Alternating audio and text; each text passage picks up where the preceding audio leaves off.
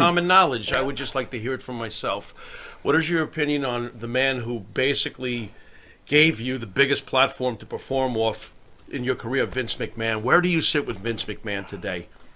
We sit good. I mean, we're just, he's a businessman, you know, and now since he took it public, he's a billionaire, and, you know, it's like anybody working for the boss is always going to be the boss. So, you know, you take the good with the bad, but, you know, he was always good with us, and Shane's used to drive with us. He roomed with us for 3 months, and the last time he was in a room with us, he was close to home. I don't know if it was Hartford, Connecticut, and he called his dad and said, "Okay, Dad, I'm going to stay with the Nasty Boys tonight." And all of a sudden, you hear this, "Yeah, okay, yeah, Dad, okay, all right, okay, I'll see you soon." And he hung up the phone, and he said, "Dad won't let me stay with you guys no more." I said, "Why? What did we do?" What did we do? But we were, you know, teaching him, because Vince made Shane do every aspect of the business. He swept, put up the ring, refereed. I mean, he did every aspect of learning the business, and on the business side too. Very good guy, one of our best friends, and we know Stephanie since she's been real small, and Triple H used to drive us with Lord Regal when we were in WCW. And when he was leaving up to WWE or that reminds me of something. He was going up to WWF or WWE. I don't know what it was called at the time. Me and Zach both said, "Hey, we're going to call Shawn for you, because Shawn Michaels is a good friend of ours. He roomed with us. He was our roommate on a couple different occasions growing up in the business." And we said, "Go look for Shawn," and he did. And then before you know it, the Click was, you know, born. So, Cool. I wanted to. I can't find something. You guys are good at finding it. When we won the belts in L.A. at that time with the Hart Foundation, greatest thing. You just mentioned to him first, but after we won it because it had such heat. We did an interview with Marla Maples, which was Donald Trump's wife at the time, and Vince McMahon and Donald Trump are standing in front of us. And Vince goes, "Now nobody get all, you know, you're celebrating stuff, but nobody touch, you know, Marla and stuff like that." No champagne on Marla. And that meant, to us, that meant rip Marla apart. You know, but I loved, Piper came in on it. I think the Mountie and Dino, we had champagne, and Marla got kissed, and Marla Maples got the champagne on her, it was spritzed all around. And I remember Vince, but I can't find that. But especially now with Trump becoming the president and all the shit that was probably that's pulled. going on. You know what I mean? But that was, we did that. I mean, like same like Stone Cold did the thing. You see that a lot. Right. But I wonder. I can't find it anywhere. It's got to be. It was after the stars. Regis, Alex Trebek was on there. Sure. Marla Maples. Sure. Willie Nelson sang God Bless America the Beautiful. Speaking of singing, do you guys remember who wrote your theme song, by any chance? Jimmy. Jimmy Hart. Baby. Jimmy Hart, J.J. Maguire, and Jimmy Hart was our first Yeah, manager. we need to get somebody on the phone, but the phone is locked up over here. Oh, well, that could Hey, be the you monitor. guys know Jimmy's past, right? You're big. Oh, Jimmy was part of the Gentrys. Yeah, Jimmy told us.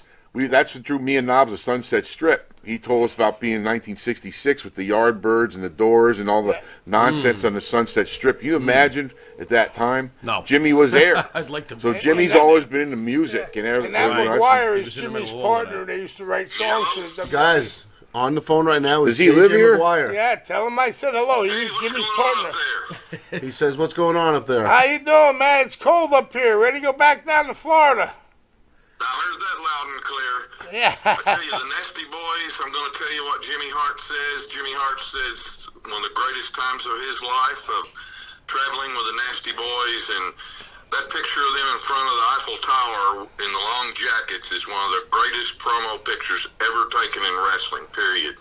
I forgot about that. Yeah. You're right about that. Yeah, He's a good Jimmy was our shot. best manager ever. He was our first manager that we ever had, and he took care of us up in the WWE or WWF at the time, and he had a stable of guys all the time. But Jimmy's the man. He still is. He's still a good friend of mine, and we know J.J. Maguire because they wrote a lot of tunes back in the day. Yep. For for Vince. Hey, we and got they own them. to get a picture of that for the fans. That Eiffel Tower one. They even did That's a good Vince McMahon. shot. And he did it. The guy did it panoramic, looking up at the Eiffel Tower. Yeah. You also Jimmy. You also did Demolition's music, the Superfly music, and they did Road Warriors. Shawn Michaels. Shawn Michaels too. Hey, He really got over. ask- Just a boy toy. Ask him if he helped. WWF, WWE, and WCW. He did. But I'll tell you, Did he ask him if he? Dogs and Sags are, their characters are one of the greatest. Their gimmick is they are the gimmick. They didn't need a gimmick because what they are is the gimmick. There was nothing like them. No, you can say that again. Yeah. You can say that again. Well, Good or thank bad, but hey, ask him if he was on. I think Jimmy wrote the music with the Simon Cowell, that WrestleMania one where it's all on there. It was a platinum seller. Did he produce that with Simon Cowell? Yeah, we went over. Hulk and Jimmy and myself went over to Simon's home mansion studio, and we met him. And Hulk did some overdubs on "Leader of the Gang," a remake of the Gary Glitter song. And the first time, is he still talking? I can't hear him over It there. was unbelievable, really. And who knew? I mean, Simon Cowell was a big, famous producer at that time as well. But yeah, we did some stuff over there when we were in England promoting, the Wrestling Boot Band. Well, and also I didn't know about. in 92. Yeah. I didn't know that story until I saw A&E, the lifetime of Simon Cowell, and what was the show, American Idol. Mm-hmm. And the money he made on that, huge. But he goes, and I was telling it was the lifetime story. He's telling a story, going, yeah, well, I got my break in the business. I ran into, it was Jimmy Hart or Hulk at the something, and then they made a meeting with me with Vince McMahon. I said, I'd like to do a WrestleMania album. And they go, well, okay, so Jimmy and these guys wrote the music, and we sang the songs, and all of us were on that album cover. And he goes, yeah, and who would believe that thing went, triple platinum overseas and stuff. I'm like, and then I was thinking to myself, hey, I sang on that. Where's my triple platinum royalty? Nasty House was the first one, and then the second one was Nasty Sensation, and then we did Judy the Beauty. Oh, she's looking so right. Yeah. Wasn't that Jake's ex-wife, Judy the Beauty? Wow. Well, that's good talk. It's good talking to you, JJ. Does he live here? He lives in Memphis, Tennessee. Oh, he's in Tennessee. All right, Jimmy, we got JJ. We got to let you go, buddy. We're gonna close up the show. Hey, good hearing from you, Good bro. talking to you, Good my hearing friend. from you, JJ. Bye-bye. All right.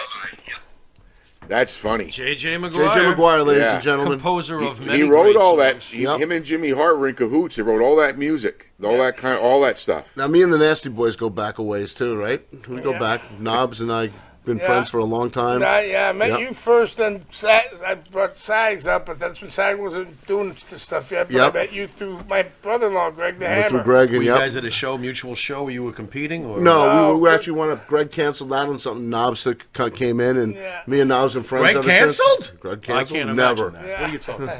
Well, one of the first times I remember meeting Drew was what that first WrestleMania in New Orleans. What was that? Oh 6 my years God, ago, that was a long or time 7 ago. years ago? WrestleMania 30. Yeah. Okay. Well, what was the signing thing everybody does? WrestleCon. WrestleCon, right? So me and Oz, I think Doug goes, "Hey, you guys want my table?" So we went up and did it.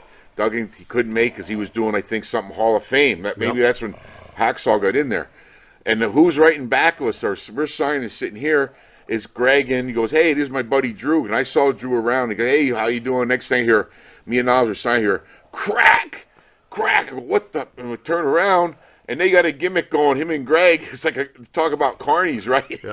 He's charging people the marks to chop them. And I'm chopping I'm like, dude. I said, you're gonna People were You're gonna bleeding. break How much your- a chop? 50 bucks. I don't know, but 50 and bucks then when a they chop? but he would chop them so hard. I go, you're gonna break one of these We skinny did. guys' ribs. We did. I said, you're gonna be dead here And or they were something. doing the figure four, Because too. it's, I Greg mean, was and putting you him in hear the like a figure four. thump, boom, and then now time goes by. Hey man, Drew's gonna get in trouble chopping these people. He's gonna crack somebody's ribs, and there's gonna be the cops will be or something. So next thing I hear no, ow, ooh, and I turn around. I thought somebody was getting the chop again. Now it's Hammer's on the ground, and got the guy in the figure four in their charger for it. Yep. I said, it's like a carnival duo. Bushwhacker Luke was taking Oh, it was pictures the with his cell phone funniest- saying, So nobody's now- going to believe this, mate. And when you go into figure four, it's a painful son of a bitch and hold your